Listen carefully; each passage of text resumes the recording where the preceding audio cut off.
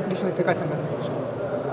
अतिशय आनंदाचा क्षण आहे, पण हा विजय आम्हाला अपेक्षित होता. तरीसुद्धा लोकशाहीमध्ये मतदारांचा सन्मान करणं हे कोणत्याही लोकप्रतिनिधींचं प्रथम कर्तव्य आहे. त्या अनुषंगाने आम्ही प्रचारही अतिशय चांगल्या पद्धतीने केला. प्रचाराला मिळणाऱ्या प्रतिसादामध्ये ती विजयाची नांदी होतीच.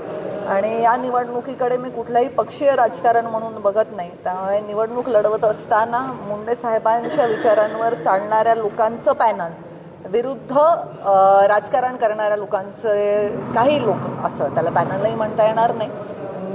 या निवडणुकीला सर्वसामान्य वैद्यनाथ बँकेवर विश्वास ठेवणाऱ्यांनी, मुंडे साहेबांविषयी श्रद्धा असणाऱ्यांनी ही निवडणूक स्वतः हातात घेऊन पुन्हा एकदा घवघवीत यश आमच्या पॅनलच्या माध्यमाने आम्हाला मिळवून दिलेलं आहे. काही दिवसांनंतर उत्सव पाहायला मिळेल आपलं? निश्चित पाहायला मिळेल. 2014 ते 19 हा काळ बीड जिल्ह्याच्या विकासाच्या इतिहासाच्या दृष्टीने सुवर्ण काळ होता असं म्हटलं तर ते चुकीचं ठरणार नाही. त्या काळामध्ये पंकजाताई जिल्ह्याच्या पालकमंत्री, त्याचबरोबरीने 6 पैकी 5 आमदार हे भारतीय जनता पार्टीचे आणि जिल्हा परिषद ताब्यात असल्याकारणाने बरेचशा विकास कामांना गती देणं त्या काळात शक्य झालं. तर आमदार, खासदार, मंत्री हे जरी असले तरी स्थानिक स्वराज्य संस्था जोपर्यंत ताब्यात असत नाही तोपर्यंत गावागावापर्यंत विकास पोचवण्यामध्ये आडकाठी येऊ शकते.